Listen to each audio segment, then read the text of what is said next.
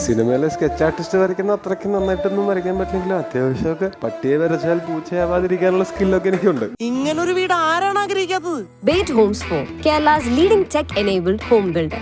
Benny's royal tours Kochi, Thrissur, Trivandrum, Calicut. ലക്ഷ്യം ജോലിയെങ്കിൽ പഠിക്കൂ ആദ്യ ഇൻസ്റ്റിറ്റ്യൂട്ടിൽ തന്നെ.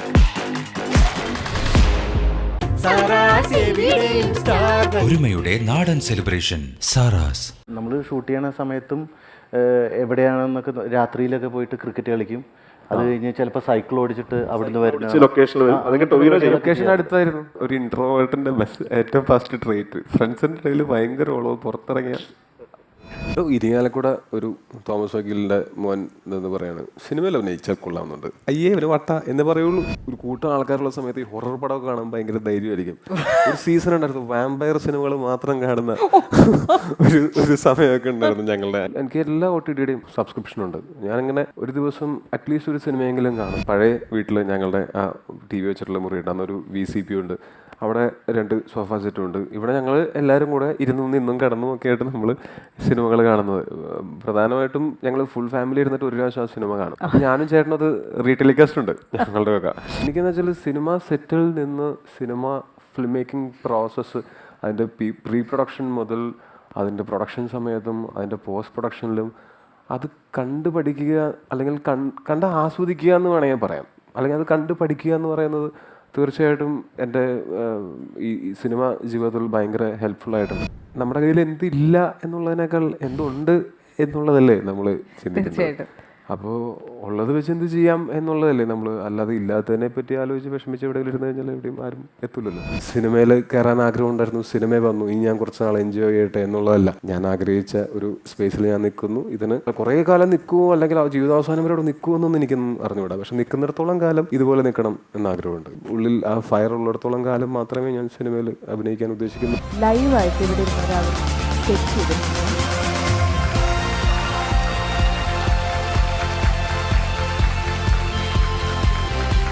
Saina South Plus presents Identity Reveal. Title partner Homes 4.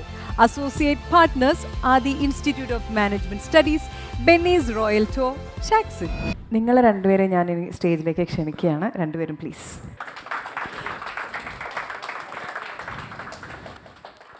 വരുന്നവർ കസേരയുമായിട്ട് വരേണ്ടതാണ്. നിങ്ങൾ ഇരിക്കണമൊക്കെ കൊള്ളാം. കഥ ഒരു തരി പോലും പുറത്ത് വരരുത്, ഹൈപ്പ് കൂട്ടി കൊടുക്കരുത്. സിനിമയുടെ ഐഡൻറ്റിറ്റിയുടെ ടീസറിൽ ആ ഷേപ്സ് എന്ന് പറയുന്നുണ്ടല്ലോ. ഞാൻ ആദ്യം ഒരാളുടെ മുഖത്തിൻ്റെ ഷേപ്പ് വെച്ചിട്ട് ഒരു ആളെ ഡിസ്ക്രൈബ് ചെയ്യുന്നതായിട്ടാണല്ലോ നമുക്ക് മനസ്സിലാവുന്നത്. എന്ത് ഷേപ്പ്, പെൻഡഗൺ ഷേപ്പ്, ഇത് ഏതൊക്കെ ഷേപ്പിലൂടെ കടന്നു എന്നൊക്കെ ഞാൻ ചിന്തിച്ചു. ഒന്നും പറഞ്ഞു തരാത്ത എന്നാൽ എന്തൊക്കെയോ ഉള്ളൊരു ടീസർ ഞങ്ങൾക്ക് കാണിച്ചു തന്നു. എത്ര ഞങ്ങൾക്ക് അറിയാം സിനിമയ്ക്ക് മുന്നേ, ഞങ്ങളോട് എത്രത്തോളം പറയാൻ പറ്റും എന്നതാണ് എൻ്റെ ചോദ്യം. സിനിമയുടെ ഒരു ബേസിക് പശ്ചാത്തലം ആ ടീസറിൽ നമ്മൾ പറഞ്ഞു തന്നിട്ടുണ്ട്. കാരണം നമ്മളൊരു ടീമായിട്ട് നമ്മളെടുത്ത തീരുമാനം സിനിമയുടെ ടീസറും ട്രെയിലറും കൃത്യമായിട്ട് സിനിമയുടെ സ്വഭാവം എന്താണെന്ന് ഓഡിയൻസിന് കമ്മ്യൂണിക്കേറ്റ് ചെയ്യണം എന്നൊരു തീരുമാനത്തിൽ തന്നെ കട്ട് ചെയ്ത ടീസറും ഇനി വരാൻ പോകുന്ന ട്രെയിലറും അങ്ങനെ തന്നെയാണ്. അപ്പം ടീസറിൽ കണ്ടത് തന്നെയാണ് അതിൻ്റെ ഒരു കഥാപശ്ചാത്തലം. ടൊവിനോ അതിൽ ഒരു സ്കെച്ച് ആർട്ടിസ്റ്റായിട്ടാണ് കഥാപാത്രത്തെ അവതരിപ്പിക്കുന്നത്. ഹരൺ ശങ്കർ എന്നാണ് കഥാപാത്രത്തിൻ്റെ പേര്. വിനയറായി അതിലൊരു പോലീസ് ഓഫീസറാണ്, അതും ടീസറിൽ കണ്ടിട്ടുണ്ട്. തൃഷ മാം അത് ഒരു ക്രൈം കണ്ടിട്ടുള്ള വിറ്റ്നസ്സാണ്. ഇവർ 3 പേരും ഒരുമിച്ച് നിന്ന് ഒരു മിസ്റ്ററി സോൾവ് ചെയ്യാൻ ശ്രമിക്കുന്നതാണ് സിനിമയുടെ കഥാപശ്ചാത്തലം. ഇതിൽ നിന്ന് പറയുന്ന സമയത്ത് കുറച്ച് കഴിയുന്ന സമയത്ത് ഇതിൻ്റെ അകത്തൊരു ചെറിയ രീതിയിലുള്ള ഒരു ആക്ഷൻ്റെ പശ്ചാത്തലമുണ്ട്. ഒരു മുഴുനീള ആക്ഷൻ സിനിമയല്ല ഐഡൻറ്റിറ്റി, ഒരു മർഡർ മിസ്റ്ററിയാണ്. ഇൻവെസ്റ്റിഗേഷനും സസ്പെൻസും ഒക്കെ ഈ 3 കഥാപാത്രങ്ങളോട് പോകുന്നതാണെങ്കിലും ഒരു ആക്ഷൻ്റെ പശ്ചാത്തലം സിനിമയ്ക്ക് മൊത്തത്തിലുണ്ട്. ഇതാണ് പരിപാടി. സ്കെച്ച് ആർട്ടിസ്റ്റ് ആണല്ലോ, അപ്പോൾ നമ്മൾ എങ്ങനെയാണ് ഈ ടൊവിനോ എത്രത്തോളം വരച്ചു സ്കെച്ച്, അതോ അതിലെല്ലാം വെച്ചിട്ട് കൈ മാത്രം വേറെയൊക്കെ വെച്ചിട്ടുള്ള കളികളാണോ? എത്രത്തോളം അതിനുള്ള പണി എടുപ്പിച്ചു? ഈ സിനിമയിലെ സ്കെച്ച് ആർട്ടിസ്റ്റ് വരയ്ക്കുന്ന അത്രയ്ക്ക് നന്നായിട്ടൊന്നും വരയ്ക്കാൻ പറ്റില്ലെങ്കിലും അത്യാവശ്യമൊക്കെ പട്ടിയെ വരച്ചാൽ പൂച്ചയാവാതിരിക്കാനുള്ള സ്കില്ലൊക്കെ എനിക്കുണ്ട്. തീർച്ചയായും നമ്മൾ ക്ലോസ് ഷോട്ടുകളിൽ നമ്മൾ സിനിമയുടേതായ ട്രിക്കുകൾ നമ്മൾ ഉപയോഗിച്ചിട്ടുണ്ടെങ്കിൽ പോലും ഇത് ഒരു സിനിമയുടെ ഫസ്റ്റ് ഹാഫിൽ തന്നെ ഒരു ടൊവിനോ ചെയ്യുന്നതിന് 3 സ്കെച്ചുകളുണ്ട്, 3 സ്കെച്ചിങ് സീക്വൻസുകളുണ്ട്. അപ്പോൾ അതിൽ ടൊവിനോ കുറച്ചധികം വരയ്ക്കേണ്ടതായിട്ട് വരും. അതൊക്കെ ടൊവിനോ പറഞ്ഞ വളരെ വാസ്തവമാണ്. അല്ല, അത് വരയ്ക്കുന്ന പോലെ അഭിനയിക്കണമെങ്കിലും കുറച്ച് വരയ്ക്കാൻ അറിഞ്ഞാൽ കുറച്ചുകൂടി എളുപ്പമായിരിക്കും. അപ്പോൾ നമുക്ക് പൂർണ്ണമായിട്ടും പറ്റിച്ചുകൊണ്ട് അത് ചെയ്യാൻ പറ്റില്ല. അപ്പോൾ ഒരു സ്കെച്ച് ആർട്ടിസ്റ്റ് ഉണ്ട് ത്രൂ നമ്മുടെ സിനിമയിൽ ടൊവിനോ സ്കെച്ച് ചെയ്യുന്ന സമയത്തുണ്ടായിരുന്നു. അവർ വരച്ചു കൊടുക്കുന്ന കാര്യങ്ങൾ വെച്ച് ടൊവിനോ സിനിമയ്ക്ക് വേണ്ട സ്കെച്ചിങ് ടൊവിനോ തന്നെ ചെയ്തു. ഫൈറ്റിനോട് ഇപ്പൊ തന്നില്ല, ഇതിനെങ്കിലും അതെങ്കിലും ചെയ്യായിരുന്നു. ഇനി ധ്രുവിനെ ക്വീനിൽ കാണുമ്പോൾ ഭയങ്കര കലിപ്പനായിട്ടാണ് ധ്രുവിനെ കുറിച്ച് പൊതുവുള്ളൊരു അന്ന് നമ്മൾ വിചാരിക്കണം, കാരണം ക്യാരക്ടർ വെച്ചാണല്ലോ. പക്ഷെ പിന്നെ അറിയാവുന്ന പലരോടും ചോദിച്ചപ്പോഴാണ് പറഞ്ഞത് ആരോടും അധികം മിണ്ടാത്ത ഒരു പാവം പയ്യനാന്ന്. ശരിക്കും ആരാണ് ശരിക്കുള്ള ധ്രുവ്? അത് കാണാനിരിക്കുന്നേ ഉള്ളൂ. പറ, ശരിക്കുള്ള ആളെങ്ങനെയാണ്? അങ്ങനെ അത്ര പാവൊന്നുമല്ല, പക്ഷെ മിണ്ടും. ഞാൻ മിണ്ടായൊന്നുമില്ല, അങ്ങനെയൊന്നുമില്ല. ഡയറക്ടർ പറയൂ, ഡയറക്ടർ പറ. വളരെ വളരെ കാമായിട്ടുള്ള, കുറച്ച് സോഫ്റ്റ് സ്പോക്കൺ ആയിട്ടുള്ള, അല്ലേ, ബഹളക്കാരനല്ല. അല്ല. പക്ഷെ ഫ്രണ്ട്സിന്റെ ഇടയിൽ ഓളുണ്ടാവുമ്പോ ഓളാണ് ഡെഫിനറ്റ്ലി. അതാണ് ഒരു ഇൻട്രോവേർട്ടിന്റെ ഏറ്റവും ഫസ്റ്റ് ട്രേറ്റ്. ഫ്രണ്ട്സിന്റെ ഇടയിൽ ഭയങ്കര ഓളവ്, പുറത്തിറങ്ങിയ സെറ്റ് അടിപൊളിയായിരുന്നായിരിക്കുമല്ലോ ഇവർ രണ്ടുപേരെയും കൂടെ വെച്ചിട്ട്. അല്ല, സെറ്റില് ഭയങ്കര രസമായിട്ടാണ് ഷൂട്ടിംഗ് ഉണ്ടായിരുന്നത്. അതിന്റെ ഇടയിൽ തമാശക്കളി ഉള്ള സീനിന്റെ ടെൻഷനും പരിപാടിയായിട്ട് ഞാനും ഒരു ബഹളത്തിന് നിന്നിട്ടില്ല. ഞാൻ ഫുൾ ടൊവിനോയുടെ സെറ്റുകളിലല്ലേ മല കയറ്റാൻ കൊണ്ടുപോവുകയും ജിമ്മിൽ വർക്കൗട്ട് ചെയ്യിപ്പിക്കുകയും പട്ടിണിക്കിടുകയൊക്കെ ചെയ്യുന്ന സെറ്റുകൾ, അങ്ങനത്തെ എന്തെങ്കിലും ഒക്കെ ഉണ്ടായിരുന്നു അല്ലേ? അങ്ങനത്തെ പരിപാടിയൊക്കെ ഇല്ല. ആക്ച്വലി അങ്ങനെ മലയ്ക്കും അങ്ങനെയുള്ള സ്ഥലങ്ങളിലൊന്നും സെറ്റിനുള്ളിലായിരുന്നു. ടൗണിൽ മലയില്ലാത്തതുകൊണ്ട് ഞങ്ങൾക്ക് കയറാൻ പറ്റിയില്ല. പക്ഷെ അതല്ല കേട്ടോ, അത് നമ്മൾ ഷൂട്ട് ചെയ്യണ സമയത്തും എവിടെയാണെന്നൊക്കെ രാത്രിയിലൊക്കെ പോയിട്ട് ക്രിക്കറ്റ് കളിക്കും. അത് കഴിഞ്ഞ് ചിലപ്പോൾ സൈക്കിൾ ഓടിച്ചിട്ട് അവിടുന്ന് വരുന്ന ലൊക്കേഷൻ അടുത്തായിരുന്നു. സ്വയമാണോ മറ്റുള്ളവരെ അതാണ് അവിടുത്തെ പോയിന്റ്. നമ്മൾ തന്നെ ചെയ്യുവാണോ ബാക്കിയുള്ളവരും കൂടെ 5 മണിക്ക് 4 മണിക്ക് എണീപ്പിച്ച് കൊണ്ടുപോകുന്നുള്ളതാണ് എന്റെ ചോദ്യം. അല്ല, രാവിലെ ചെയ്തിട്ടില്ല. ധ്രുവന്റെ ഒക്കെ സീക്വൻസ് ചെയ്യുന്ന സമയത്ത് എല്ലാ ദിവസവും വൈകുന്നേരം ടൊവിനോയുടെ ഒരു ടർഫും അവിടെ ഒരു ഇവരുടെ റെസ്റ്റോറന്റ് ഒക്കെ ഉള്ള സമയത്ത് എല്ലാ ദിവസവും ക്രിക്കറ്റ് കളിക്കാൻ പോകും. അത് നല്ല രസമുള്ള പരിപാടി. അതിനെല്ലാവരും ഉണ്ടാവും. കാര്യം എനിക്ക് വേറെ ഒന്നുമില്ല, ഞാൻ ആ സമയത്ത് മറ്റേ കാലറീസ് എണ്ണിക്കൊണ്ടിരിക്കും. ഇപ്പോൾ അപ്പുറത്തുകൂടെ പോണ ബോളാണെങ്കിലും ഞാനത് എടുക്കാനായിട്ട് ഓടിച്ചല്ലോ. മറ്റേത് ആരോടെങ്കിലും എടുക്കാൻ പറയുള്ളൂ. ഇതിപ്പം ഇത്രയും സ്റ്റെപ്സ് കൗണ്ട് ചെയ്യണ. ഇനി ഇതിൽ സിനിമയിലേക്ക് വന്നു കഴിയുമ്പോൾ ധ്രുവിന് എന്താ ഈ സിനിമയ്ക്ക് ഒരു പ്രത്യേകതയായിട്ട് തോന്നുന്നത്? അല്ലെങ്കിൽ ആ ഒരു ക്യാരക്ടറിനെ കുറിച്ച് ധ്രുവ എത്രത്തോളം എനിക്ക് പറയാൻ പറ്റും? അതാണ് ഞാൻ സത്യം പറഞ്ഞാൽ ആലോചിച്ചത്. പക്ഷേ ഈ സിനിമയെ പറ്റി പറയുകയാണെങ്കിൽ ഇതിൻ്റെ ഏറ്റവും ഇൻട്രസ്റ്റിംഗ് ഇതിൻ്റെ ക്വാളിറ്റിയിലാണ്. ഭയങ്കര ക്വാളിറ്റി ആയിരിക്കും. അത് 100% ഗ്യാരണ്ടിയാണ്. ഭയങ്കര ക്വാളിറ്റിയുള്ള ഒരു പടമായിരിക്കും. പിന്നെ ക്യാരക്ടറിനെ പറ്റിയിട്ട് ഡയറക്ടർ പറയട്ടെ. എന്നോട് ഡയറക്ടർ പറഞ്ഞിട്ടുണ്ട് നീ ആവശ്യമില്ലാത്തൊക്കെ പറഞ്ഞു.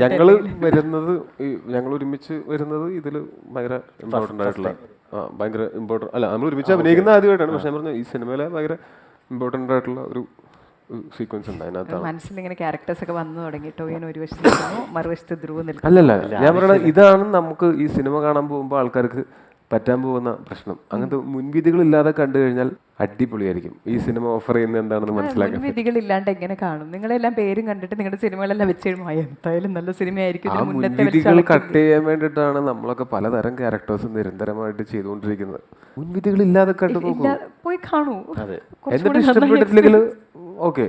മറ്റെന്താ പ്രശ്നം എന്ന് വെച്ച് കഴിഞ്ഞാൽ നാളെ നമുക്കൊരു ഇന്റർവ്യൂവിൽ പറയണ്ടായിരുന്നില്ലേ, നമ്മളൊരു സിനിമ കാണാൻ പോകുന്ന സമയത്ത് അതിൻ്റെ കഥയും ഒക്കെ നമ്മൾ നേരത്തെ മുൻകൂട്ടി മനസ്സിൽ ഉറപ്പിച്ചിട്ട് പോയാൽ ആ കഥയല്ല കാണുന്നതെന്നുണ്ടെങ്കിൽ നമുക്കൊരു ഡിസപ്പോയിൻമെൻ്റ് ഉണ്ടാവും. പ്രത്യേകിച്ച് ഒന്ന് ആലോചിച്ച് നോക്കും, ഇപ്പോഴത്തെ പ്രേക്ഷകർക്ക് ലോകത്തെ എല്ലാ ഭാഷയിലുള്ള സിനിമകളും ആക്സസിബിളാണ്.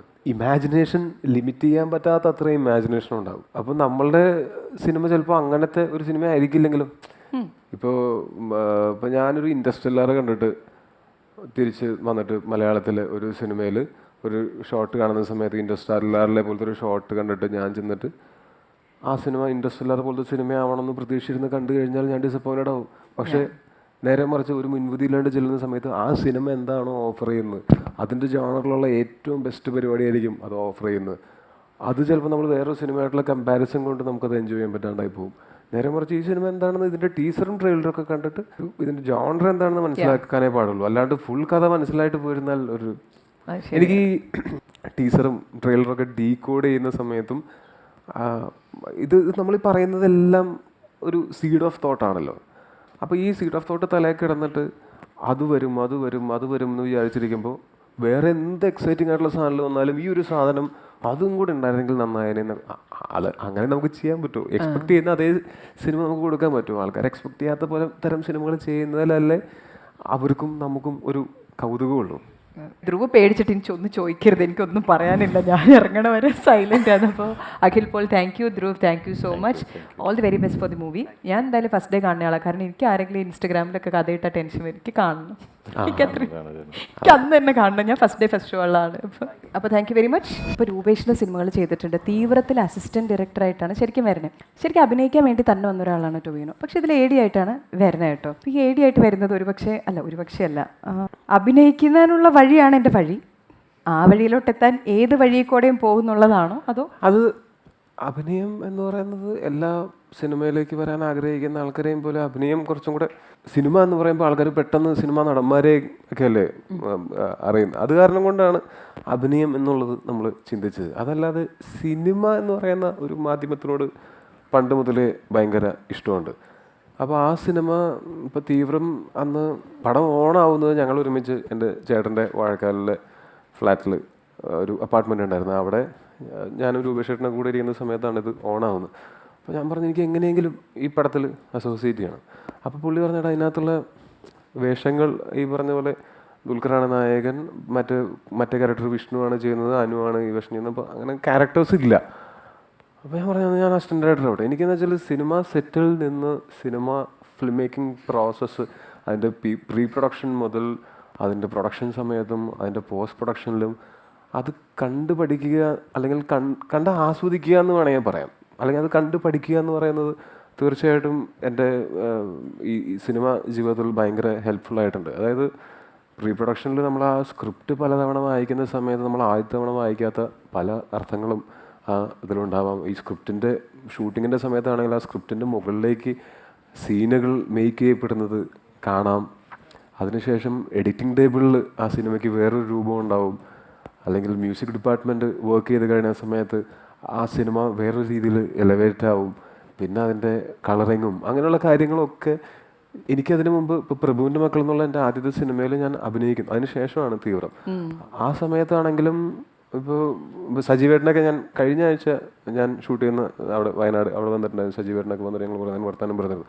അവരെനിക്ക് ഭയങ്കര സ്വാതന്ത്ര്യം അവിടെ ഉണ്ടായിരുന്നു. ഈ പറഞ്ഞ പോലെ സിനിമയുടെ പ്രീ പ്രൊഡക്ഷൻ നടക്കുന്ന സമയത്തും സിനിമ ഷൂട്ടിൻ്റെ സമയത്തും എനിക്ക് ഷൂട്ടില്ലാത്ത ദിവസങ്ങളിൽ ലൊക്കേഷനിൽ വരാം, ചുറ്റും നടന്ന് ഇതെല്ലാം കാണാം. അപ്പോൾ അങ്ങനെ സിനിമ പഠിക്കുക എന്ന് പറയുന്നത് ഭയങ്കര രസമുള്ള കാര്യമാണ്. അതിൻ്റെ മറ്റേ നമുക്ക് പുറത്ത് നിന്ന് കാഴ്ചക്കാരനായിട്ട് നിന്നിട്ട് നമുക്ക് അതിലെന്താ നടക്കുന്നതെന്ന് ശരിക്കും മനസ്സിലാക്കാൻ പറ്റില്ല.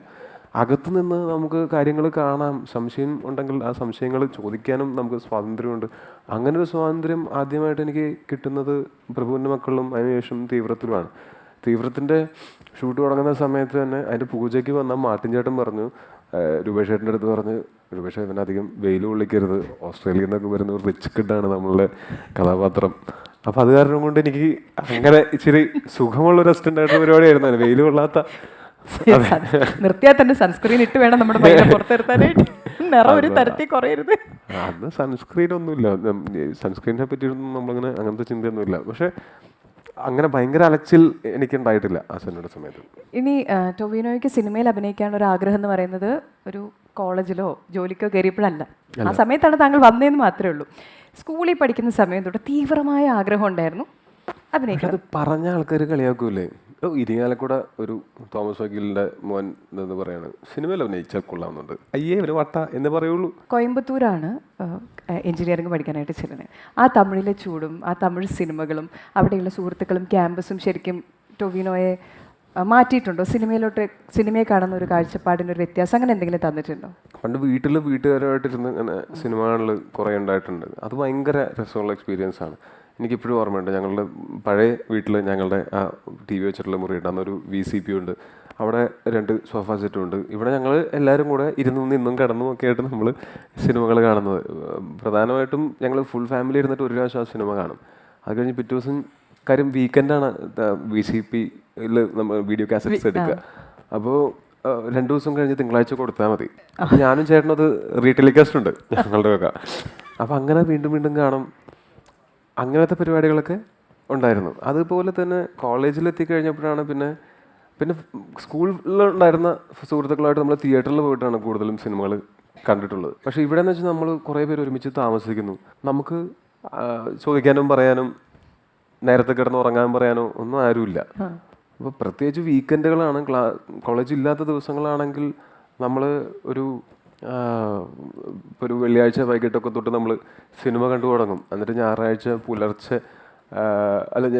വെള്ളിയാഴ്ച വൈകിട്ടൊക്കെ തന്നെ നമ്മൾ കോളേജിൽ നിന്ന് വന്നാൽ സിനിമ കണ്ടു തുടങ്ങി. ശനിയാഴ്ച പുലർച്ചെ അവിടെ ഈ ചെറിയ ചായക്കടകളൊക്കെ തുടങ്ങുമല്ലോ. ആ തുറക്കുന്ന സമയത്ത് അതിൽ നിന്നൊരു ചായയും കുടിച്ചിട്ടാണ് നമ്മൾ. അപ്പോൾ ഓവർനൈറ്റ് ഇരുന്ന് സിനിമ കാണുക. പ്രത്യേകിച്ച് ഞങ്ങളിപ്പോൾ ഈ ഒരു കൂട്ടം ആൾക്കാരുള്ള സമയത്ത് ഈ ഹൊറർ പടമൊക്കെ കാണാൻ ഭയങ്കര ധൈര്യമായിരിക്കും. ഒരു സീസൺ ഉണ്ടായിരുന്നു, വാമ്പയർ സിനിമകൾ മാത്രം കാണുന്ന ഒരു സമയമൊക്കെ ഉണ്ടായിരുന്നു ഞങ്ങളുടെ. അങ്ങനെയൊക്കെ ഉണ്ടായിരുന്നു. അതും പിന്നെ ആ സമയത്താണ് ഈ ക്യാമറയുള്ള മൊബൈൽ ഫോണുകളൊക്കെ പോപ്പുലർ ആവുന്നത്. അപ്പോൾ ഞങ്ങൾ തന്നെ റൂമിലൊരു ദിവസം വെറുതെ വട്ടടിച്ചിരിക്കുന്ന സമയത്ത് നമ്മൾ അങ്ങോട്ടും ഇങ്ങോട്ടും ക്യാമറ ഇങ്ങനെ വെച്ചിട്ട് ക്യാമറയിലോട്ട് ഇടിക്കുന്നു, ഇപ്പുറത്തെ ക്യാമറയുടെ വന്ന് ഇടികൊണ്ട് പോകുന്നു. അങ്ങനത്തെ സാധനങ്ങളൊക്കെ ചെയ്തു നോക്കിയിട്ടുണ്ടെന്ന്. അന്ന് ഈ പറയുന്ന പോലെ ഇത്രയും ഇന്നിപ്പോൾ ഒരു സ്കൂളിൽ പഠിക്കുന്ന ഒരു കുട്ടിക്ക് പോലും ഒരു റീൽസോ ഒരു ഷോർട്ട് ഫിലിമോ ഒക്കെ ചെയ്യാനുള്ള ഞാനീ പറയുന്നത് 2006, 2007, 2008, 2009 ആ സമയത്തെ കാര്യങ്ങളാണ്. അത് ഞങ്ങൾക്കത് ഭയങ്കര കൗതുകമായിരുന്നു. അത് ഉള്ളിലൊരു സംവിധായകനുണ്ടോ? അതായത് മറ്റേ ഏടിയായിട്ട് നിന്ന പോലെ നാളെ ടൊവിനോ ഒരു സംവിധായക കസേരയിൽ ഞാൻ അതിനേക്കാൾ ഇപ്പോൾ സിനിമയിൽ വന്ന് ഇത്രയും നാളുകൾക്ക് ശേഷം ഞാൻ സിനിമ നടനായി തന്നെ ഞാൻ കുറച്ചും കൂടെ ഇപ്പോൾ എൻ്റെ പ്രൊഫഷനിൽ അല്ലെങ്കിൽ എൻ്റെ ഈ ഒരു പ്രോസസ്സിൽ ഞാൻ ഭയങ്കരമായിട്ട് ഞാനത് എൻജോയ് ചെയ്യുന്നുണ്ട് ഇപ്പോൾ. അപ്പോൾ അതിന് ഒരു സംവിധായകനായ ഒരു സിനിമ സംവിധാനം ചെയ്യാനായിട്ട് എനിക്കിപ്പോൾ പ്ലാനുകളൊന്നുമില്ല. പക്ഷേ ഒരു സംവിധായകൻ പറയുന്ന കാര്യങ്ങൾ മനസ്സിലാക്കാനായിട്ട് ഇച്ചിരി ഒരു ഡയറക്ടോറിയൽ സെൻസും കൂടെ ഉണ്ടെങ്കിൽ നല്ലതാണെന്ന് എനിക്ക് പലപ്പോഴും തോന്നിയിട്ടുണ്ട്. അതുകൊണ്ട് തന്നെ ഇപ്പോഴാണെങ്കിലും ഞാൻ ഫ്രീ ടൈമുകളിൽ ഞാൻ കുറേ യൂട്യൂബിൽ വീഡിയോസ് ഒക്കെ കാണുന്നതാണ്. പക്ഷേ അതിൽ കൂടുതലും ഞാൻ കാണുന്നത് ഒന്നുകിൽ എനിക്ക് എല്ലാ OTTയുടെയും സബ്സ്ക്രിപ്ഷനുണ്ട്. ഞാനിങ്ങനെ ഒരു ദിവസം അറ്റ്ലീസ്റ്റ് ഒരു സിനിമയെങ്കിലും കാണും. അപ്പോൾ അതല്ലെങ്കിൽ ഇപ്പോൾ സീരീസൊക്കെ ആണെങ്കിൽ എനിക്ക് ബാക്ക് ടു ബാക്ക് ഇങ്ങനെ ഇരുന്ന് കാണാൻ ഭയങ്കര ഇഷ്ടമാണ്. ഞാൻ അങ്ങനെ ഇരുന്ന് ഇപ്പോൾ ഒരു ഷൂട്ട് കഴിഞ്ഞ് വന്നു കഴിഞ്ഞാൽ എൻ്റെ ഒരു മീ ടൈം എന്ന് പറയുന്നത് സിനിമ കാണുക എന്നുള്ളത്. അല്ലെങ്കിൽ ഒരു സീരീസ് ആണെങ്കിൽ അതിൻ്റെ ഇത്ര 3-4 എപ്പിസോഡൊക്കെ കണ്ടെന്ന് വരാം, സമയം പോലെ അങ്ങനെ കാണുക എന്നുള്ളതാണ് എൻ്റെ പ്രധാന വിനോദം. ഇത് ചെറുപ്പത്തിൽ തുടങ്ങിയിട്ടുള്ള. അപ്പോൾ എനിക്ക് തോന്നുന്നു ഇത്രയും നാളായിട്ടും എനിക്ക് മടുക്കാത്ത കാര്യം ഈ സിനിമ കാണൽ തന്നെയാണ്. അപ്പോൾ അതിൻ്റെ കൂടെ യൂട്യൂബിൽ ഞാൻ കാണുന്ന കണ്ടന്റുകൾ എന്ന് പറയുന്നത് കൂടുതലും ഈ ആക്ടേഴ്സിൻ്റെ ലൈഫ് എങ്ങനെയായിരുന്നു, അത് അപ്പോൾ ഒരു തുടങ്ങിയത് എങ്ങനെയാണ്, അങ്ങനെയൊക്കെ കുറേ യൂട്യൂബ് ചാനൽസും ഉണ്ട്.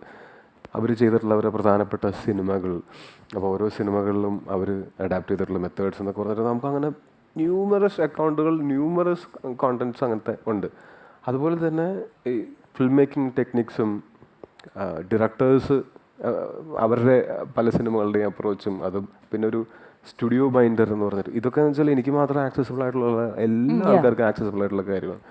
അതുപോലെ സ്റ്റുഡിയോ ബൈൻഡർ എന്ന് പറഞ്ഞിട്ടുള്ളൊരു യൂട്യൂബ് ചാനലുണ്ട്. ഞാൻ ചോദിച്ചാൽ അതെങ്ങനെയാണ് അവരത് ഫ്രീ ആയിട്ട് കൊടുക്കുന്നതെന്നാണ് ഞാൻ ആലോചിക്കുന്നത്. അതും ഇത് ശരിക്കും ഞാനീ പറയുന്നവർ കേൾക്കണ്ട, ശരിക്കും ചാർജ് ചെയ്യാവുന്ന അത് ഫ്രീ ആയിട്ട് നമുക്ക് കിട്ടുന്നുണ്ട്. കാര്യം ഒരു സിനിമയിൽ വർക്ക് ചെയ്യുന്ന സമയത്ത് ബേസിക് ആയിട്ടുള്ള കുറേ കാര്യങ്ങളുണ്ടല്ലോ. ഇപ്പോൾ ക്യാമറ, പലതരം ലെൻസുകൾ, പലതരം ഫോക്കസ് ഷിഫ്റ്റുകൾ, പലതരം ക്യാമറ മൂവ്മെൻറ്റ്സ്, അങ്ങനെയുള്ള കുറേ കാര്യങ്ങളെ പറ്റി അതിനകത്ത് ഷോർട്ട് വീഡിയോസ് ഉണ്ട് വിത്ത് എക്സാമ്പിൾസ് എന്ന് പറഞ്ഞാൽ ഇപ്പോൾ ഇങ്ങനൊരു സൂം, ഇപ്പോൾ ഡോളി സൂമിൻ്റെ വിത്ത് എക്സാമ്പിൾ അതിനകത്ത് കാണിക്കും. പിന്നെ ഓരോ ഷോട്ടും ഇപ്പോൾ ഒരു ടോപ്പ് ആംഗിൾ ഷോട്ട് എന്താണ് മീൻ ചെയ്യുന്നത്, ഒരു ലോ ആംഗിൾ ഷോട്ട് എന്താണ് മീൻ ചെയ്യുന്നത്, മിഡ് ഷോട്ട് കൊണ്ട് അവരെന്താണ് മീൻ ചെയ്യുന്നത്, അങ്ങനെയുള്ള കുറേ കാര്യങ്ങളുണ്ട്. ഒരു സൂം ഇൻ എന്താണ്, സൂം ഔട്ട് എന്താണ്, ഇതൊക്കെ എന്ന് വെച്ചാൽ ഇതിനൊക്കെ ഒരു ഫിലിം മേക്കർ ഉദ്ദേശിക്കുന്ന ചില കാര്യങ്ങളുണ്ടാകുമല്ലോ. ഈ ഷോട്ട് കൊണ്ട് ആൾക്കാർക്ക് ഫീൽ ചെയ്യേണ്ടത് ഇതാണെന്നുള്ളത്. അതിനൊരു ബേസിക് തിയറിയും പ്രിൻസിപ്പിൾസും ഒക്കെ ഉണ്ട്. അതൊക്കെ പഠിക്കാൻ, അതൊക്കെ വേറെ ഒന്നുമല്ല. നമ്മളിപ്പോൾ ചിലപ്പോൾ മേക്കപ്പിൻ്റെയൊക്കെ കുറേ 1 മണിക്കൂറൊക്കെ എടുക്കുന്നുണ്ടെങ്കിൽ ഇത് നമ്മൾ ഐപാഡിൽ ഓണാക്കി വെച്ചിട്ട് ഇവിടെ മേക്കപ്പ് കണക്കും എൻ്റെ കണ്ണുകൂടെ ആയിരിക്കും എന്നുള്ളത് മാത്രമേ ഉള്ളൂ. അതേപോലെ അതിനകത്ത് സ്ക്രീൻ റൈറ്റിങ്ങിൻ്റെ ആണെങ്കിലും ഇപ്പോൾ ആക്ടിങ്ങിൻ്റെ ആണെങ്കിലും ഒക്കെ കുറേ പഠിച്ചുകൊണ്ടിരിക്കുകയാണ്. ഇത് ഞാനിതിനെ വളരെ സീരിയസ് ആയിട്ടാണ് എടുക്കുന്നത് എൻ്റെ പ്രൊഫഷനെ.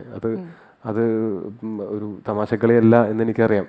ഇത് അങ്ങനെ സിനിമയിൽ കയറാൻ ആഗ്രഹം ഉണ്ടായിരുന്നു, സിനിമ വന്നു, ഇനി ഞാൻ കുറച്ച് നാൾ എൻജോയ് ചെയ്യട്ടെ എന്നുള്ളതല്ല. ഞാൻ ആഗ്രഹിച്ച ഒരു സ്പേസിൽ ഞാൻ നിൽക്കുന്നു. ഇതിന് എത്ര നാൾ ഇവിടെ നിൽക്കുന്നു, കുറേ കാലം നിൽക്കുമോ അല്ലെങ്കിൽ ജീവിതാവസാനം വരെ ഇവിടെ നിൽക്കുമോ എന്നൊന്നും എനിക്കൊന്നും അറിഞ്ഞുകൂടാ. പക്ഷെ നിൽക്കുന്നിടത്തോളം കാലം ഇതുപോലെ നിൽക്കണം എന്നാഗ്രഹമുണ്ട്. ഈ എൻ്റെ ഉള്ളിൽ ആ ഫയർ ഉള്ളിടത്തോളം കാലം മാത്രമേ ഞാൻ സിനിമയിൽ അഭിനയിക്കാൻ ഉദ്ദേശിക്കുന്നുള്ളൂ. പക്ഷെ ആ ഫയർ ഇപ്പോഴും കത്തി നിൽക്കുന്നത് എനിക്ക് ഇതിനോട് അത്ര ഇൻട്രസ്റ്റ് ഉള്ളതുകൊണ്ടായിരിക്കും, എനിക്ക് കൂടുതൽ ഇതിനെപ്പറ്റി പഠിക്കാൻ ആഗ്രഹമുള്ളതുകൊണ്ടായിരിക്കും. ഇപ്പോൾ ഞാൻ വന്ന് എൻ്റെ ആദ്യത്തെ സിനിമ എന്ന് പറഞ്ഞാൽ ഇത്രയും സിനിമ 50 സിനിമകൾ കഴിഞ്ഞു. ഇതിൽ ഞാൻ ആക്ടിങ്ങിൽ ഇമ്പ്രൂവ് ആയിട്ടില്ല എന്ന് പറഞ്ഞാൽ ഞാൻ ഒരു കാലത്തും സംഭവിച്ചില്ല. അത് ഞാൻ ഭയങ്കര മോഡസ്റ്റായിട്ടും ഭയങ്കര ആൾക്കാർ എന്ത് പറഞ്ഞാലും ഓക്കെ ഓക്കെ എന്നൊക്കെ പറയുകയൊക്കെ ചെയ്യാം. പക്ഷെ അക്കാര്യം ഞാൻ പഠിച്ചിട്ടുള്ള കാര്യങ്ങൾ ഞാൻ സിനിമയിൽ ഉപയോഗിക്കുന്നുണ്ട്. അത് എൻ്റെ പെർഫോമൻസിലും അല്ലെങ്കിൽ എൻ്റെ സിനിമയെ പറ്റിയുള്ള സെൻസിബിലിറ്റീസിലൊക്കെ ഗുണവും ചെയ്യുന്നുണ്ട് എന്നുള്ള കാര്യത്തിൽ എനിക്ക് നല്ല ധാരണയുണ്ട്. അതിന് ആര് ചോദ്യം ചെയ്താലും ഞാൻ സമ്മതിച്ചു കൊടുക്കില്ല. അപ്പം ഐഡൻറ്റിറ്റി എന്ന് പറയുന്നൊരു സിനിമ വന്നു കഴിയുമ്പോൾ എന്താണ് അതിനെ വ്യത്യസ്തമാക്കുന്നത്? സിനിമയുടെ ടോട്ടാലിറ്റി തന്നെയാണ് ഏറ്റവും പ്രധാനം. ക്യാരക്ടർ മാത്രം നന്നായിട്ട് കാര്യമില്ലല്ലോ. സിനിമയുടെ ടോട്ടാലിറ്റിയിൽ ആ സ്ക്രിപ്റ്റിൽ അഖിലിൻ്റെയും മനസ്സിൻ്റെയും കുറേ നാളത്തെ റിസർച്ചും അതിൻ്റെ ഫലമായിട്ടുള്ള കുറച്ചധികം നല്ല എലമെൻസും അങ്ങനത്തെ ഒരു സ്ട്രക്ചറും ഒക്കെ ഈ സിനിമയ്ക്ക് ഉണ്ട്. എൻ്റെ ക്യാരക്ടർ കുറച്ച് പെക്യുലറാണ്. പെക്യുലർ എന്ന് വെച്ചാൽ ഒബ്സസീവ് കമ്പൾസീവ് ഡിസോർഡർ ഒക്കെ ഉള്ള അത് കാരണം കൊണ്ട് തന്നെ പുള്ളി ഒരു നിപ്പിലും നടത്തത്തിലും ഒക്കെ അതിൻ്റേതായിട്ടുള്ളൊരു മാറ്റം ഉണ്ടാകും, പെരുമാറ്റത്തിലും ഒക്കെ. അങ്ങനെ ഒരുപാട് ഇമോഷനുള്ള ആളൊന്നുമല്ല, കുറച്ച് ഇമോഷൻ കുറവുള്ള ആളായിരിക്കും. ആസ് ഇൻ ബാക്കിയുള്ള ആൾക്കാർ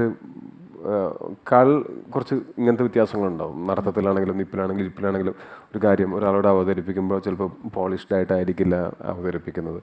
അങ്ങനത്തെ കുറച്ച് പെക്യുലാരിറ്റീസ് ഈ ക്യാരക്ടറിനുണ്ട്. അതിനപ്പുറത്തേക്ക് എന്തെങ്കിലും പറയാൻ പറ്റുമോ അഖില? അത് കാരണം കൊണ്ട് തന്നെ നമുക്ക് വേറൊരു സിനിമയിലായിരുന്നെങ്കിൽ വേറൊരു ക്യാരക്ടർ ബിഹേവ് ചെയ്യുന്നത് ഇങ്ങനെ ആയിരിക്കില്ല. ഇതിന് നമുക്ക് ഭയങ്കര റെസ്ട്രിക്റ്റഡ് ആണ്, പക്ഷെ in A good way. Restricted എന്ന് വെച്ചാൽ നമുക്ക് അങ്ങനെ ഈ ക്യാരക്ടർ എപ്പോഴും ഞാൻ ഏറ്റവും കൂടുതൽ ചിന്തിക്കുന്നതെന്ന് വെച്ചാൽ ആ ക്യാരക്ടറിനെ കുറേ മനസ്സിലാക്കാൻ ശ്രമിക്കും. അപ്പോൾ ക്യാരക്ടറിൻ്റെ ഇമോഷനും കൂടെ നമുക്ക് ആ ഇമോഷൻ ഇപ്പം ബിഹേവ് ചെയ്യുക എന്ന് പറഞ്ഞാൽ പോലും അത് ഞാനായിട്ട് തന്നെ അല്ലല്ലോ ബിഹേവ് ചെയ്യുക, അപ്പോൾ ക്യാരക്ടറായിട്ടാണല്ലോ ബിഹേവ് ചെയ്യുക. അപ്പോൾ ആ സമയത്ത് ഈ ക്യാരക്ടറിൻ്റെ ബിഹേവിയറിൽ വെച്ചിട്ട് നമുക്ക് ഒരു ടെംപ്ലേറ്റ് സീൻ വന്നാൽ പോലും വേറെ രീതിയിൽ ബിഹേവ് ചെയ്യേണ്ടി വരും. അങ്ങനത്തെ കുറേ കാര്യങ്ങൾ അത് ഞങ്ങളിങ്ങനെ കുറേ ഡിസ്കസ് ചെയ്തിട്ടാണ് നമ്മൾ അങ്ങനത്തെ പല സീനുകളിലും ചെയ്തിട്ടുള്ളത്.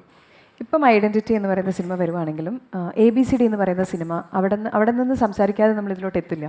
ABCD വരുന്ന സമയത്ത് ഒരു ചെറിയ റോളാണ് അതിൽ ചെയ്യുന്നത്, പക്ഷേ എല്ലാവരും ഇഷ്ടപ്പെട്ടൊരു റോളാണ് ആ ABCDയിലെ ഒരു റോൾ.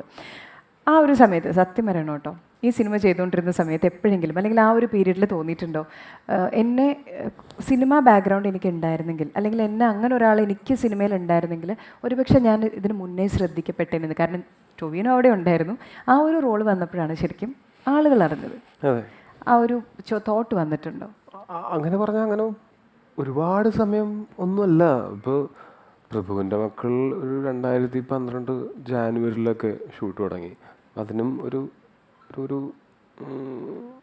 6 മാസത്തിൽ മേലെ ഈ ചാൻസ് അന്വേഷണവും പരിപാടികളൊക്കെ ആയിട്ട് പോയിട്ടുണ്ടാവും. അത് കഴിഞ്ഞൊരു 2012 ഒക്ടോബറൊക്കെ ആയപ്പോഴത്തേക്കും ABCDയിലേക്ക് എത്തിയായി. അതിൻ്റെ ഇടയിൽ ഈ ഒക്ടോബറിന് മുമ്പ് ഒരു ഓഗസ്റ്റൊക്കെ തൊട്ട് 2012 തന്നെ ഞാൻ തീവ്രത്തിലും വർക്ക് ചെയ്തു. അപ്പോൾ എനിക്ക് അങ്ങനെ തോന്നിയിട്ടില്ല ആക്ച്വലി. അപ്പോൾ അതിന് എടുക്കുന്ന സമയം തന്നെ എടുത്തതായിട്ട് എനിക്ക് തോന്നുന്നുള്ളൂ. പിന്നെ നമ്മുടെ കയ്യിൽ എന്തില്ല എന്നുള്ളതിനേക്കാൾ എന്തുണ്ട് എന്നുള്ളതല്ലേ നമ്മൾ ചിന്തിക്കുന്നത്. അപ്പോൾ ഉള്ളത് വെച്ച് എന്ത് ചെയ്യാം എന്നുള്ളതല്ലേ നമ്മൾ, അല്ലാതെ ഇല്ലാത്തതിനെ പറ്റി ആലോചിച്ച് വിഷമിച്ച് എവിടെയെങ്കിലും ഇരുന്ന് കഴിഞ്ഞാൽ എവിടെയും ആരും എത്തില്ലല്ലോ. നമ്മളിലുള്ളത് എനിക്ക് കിട്ടിയത് നല്ല സൗഹൃദങ്ങളുണ്ടായിരുന്നു, അങ്ങനെ അതുവഴി വന്നിട്ടുള്ള കണക്ഷൻസ് ഉണ്ടായിരുന്നു. Being in the right place with right people at the right moment, അതാണ് ഏറ്റവും പ്രധാനം. പിന്നെ നമുക്ക് ഇതിനോടുള്ള ആഗ്രഹവും കമ്മിറ്റ്മെൻറ്റും, അതല്ലാതെ ബാക്കി എന്തിനേക്കാളും ഈ പറഞ്ഞ കാര്യങ്ങളൊക്കെയാണ് ഇമ്പോർട്ടൻ്റ് എന്ന് എനിക്ക് തോന്നുന്നു. പിന്നെ ഇപ്പം കൂതറ യൂട്യൂബ് റൂട്ടസിലൊരു നല്ല ക്യാരക്ടറാണ് കിട്ടുന്നത്. അത് ഈ തീവ്രത്തിൽ തുടങ്ങിയ ഒരു സൗഹൃദത്തിൽ നിന്നാണോ ശരിക്കും ആ ഒരു ക്യാരക്ടറിലോട്ട് വരുന്നത്? അതെ, തീർച്ചയായിട്ടും. അത് കുറച്ചും കൂടെ എൻ്റെ ഡ്രസ്സിലാണ് ഹ്യൂമറൊക്കെ എന്നെ കൊണ്ട് ചെയ്യാൻ പറ്റും. യൂട്യൂബ് ഡ്രസ്സ് കണ്ടിട്ടാണ് ശരിക്കും പറഞ്ഞാൽ ഗോദയിലേക്ക് എന്നെ വിളിക്കുന്നത്. ഇപ്പോൾ തല്ലുമാലയിലേക്ക് എന്നെ വിളിക്കുന്നതിനും യൂട്യൂബ് ഡ്രസ്സ് കാരണമായിട്ടുണ്ട്. മൂസിൻ പരാരി എന്നെ ആദ്യമായിട്ട് വിളിച്ച് ഞങ്ങൾ സൗഹൃദത്തിലാവുന്നത് ഈ അവൻ യൂട്യൂബ് വീഡിയോസ് കണ്ടതിന് ശേഷമാണ്. അപ്പോൾ യൂട്യൂബ് വീഡിയോസിന് അങ്ങനത്തെ ഒരു സിഗ്നിഫിക്കൻസും കൂടെ എൻ്റെ കരിയറിൽ സത്യം പറഞ്ഞാലുണ്ട്. ഗോദയും തല്ലുമാലയും ഉള്ള സിനിമകളുടെയും തുടക്കം അവിടെ നിന്നാണ്. അപ്പോൾ യൂട്യൂബ് വീഡിയോസിലാണ്. അപ്പോൾ അതെന്ന് വെച്ചാൽ ഞങ്ങൾ ഒരുമിച്ച് നിൽക്കുന്ന സമയത്ത് നമുക്ക് അങ്ങനത്തെ ഒരു ആരും ജഡ്ജ് ചെയ്യാൻ ആരും ഇല്ലാത്ത സമയത്ത് എന്ത് ചളിയും പറയാം. അങ്ങനത്തെ ചളികളൊക്കെ പറയാൻ ഇഷ്ടപ്പെടുന്ന ആളാണ് ഞാൻ, അങ്ങനത്തെ ഒരു കംഫർട്ടബിൾ ഒരു സ്പേസിൽ. അപ്പോൾ അങ്ങനെ ആയിരിക്കും രൂപേഷേട്ടന് ഒരു പക്ഷേ അങ്ങനെ ഒരു സാധ്യത തോന്നിയത്, അങ്ങനെയായിരിക്കും ആ ക്യാരക്ടർ എനിക്ക് വന്നത്. ലൈവായിട്ട് ഇവിടെ ഇരുന്ന ഒരാളൊരു സ്കെച്ച് ചെയ്തിട്ടുണ്ട്. ആ ആളെയും കൂടെ നമ്മൾ സ്റ്റേജിലേക്ക് വിളിക്കുകയാണ്. ഇവിടെ നമ്മുടെ സ്കെച്ച് ഈ ലുക്ക ഈ സാധനം ഒഴിവാക്കിയിട്ട് വരയ്ക്കാൻ വേണ്ടി വരും.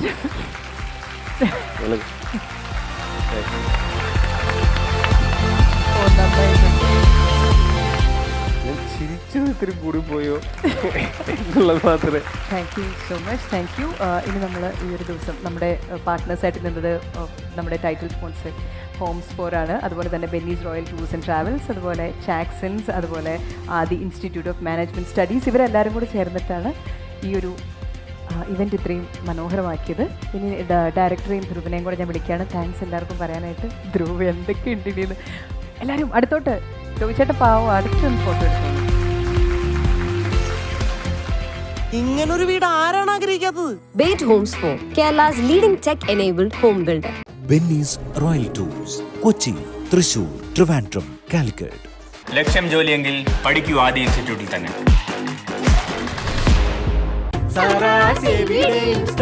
ഒരുമയുടെ നാടൻ സെലിബ്രേഷൻ സാറാസ്.